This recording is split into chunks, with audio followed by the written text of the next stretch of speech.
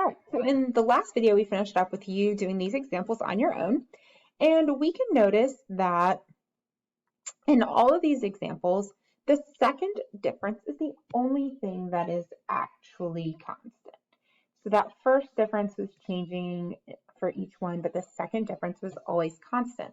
So when we answer these questions, are the functions linear? Our answer should be no, because it doesn't have a constant difference. And it's the first difference that is not constant. Are the functions exponential? And the answer to that is no, because we don't have a constant ratio.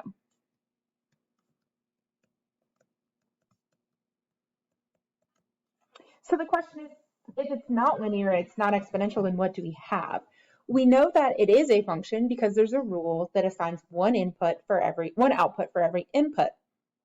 So we can't plug in one input and get out two different outputs into all of our rules. So we know that it has to be a function. But what function is it? So what we've learned, or what you'll learn in this unit, and what we find is mathematicians have called that special function where the second difference is constant, we've called that a quadratic function.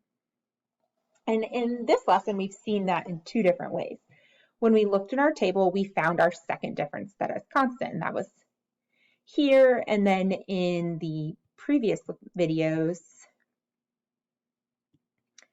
up here, we saw the sequence had a second difference that was constant. In an equation, if you notice, each of our equations here have an n squared term. That n squared term is what makes it quadratic. It has a degree of 2.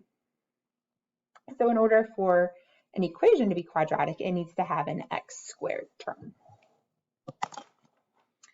So now you should go to Desmos.com, and I want you to graph those graphs. I want you to plug those into Desmos and see what you see.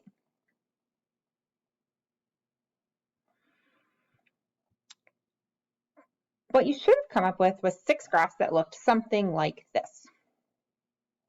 And what we can notice is that all of our graphs have this U shape to it. They're all curving, and we see that they are both increasing and decreasing.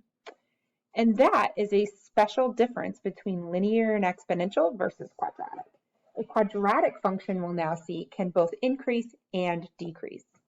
We can also see that there's a single point that is at the very bottom of each of these graphs.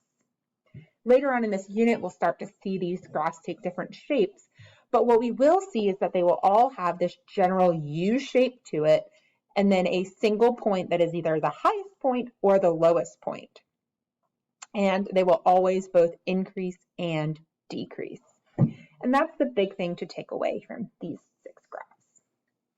So now you should go to Canvas and you should complete the linear, exponential, or quadratic practice quiz for extra practice on determining what type of function you have.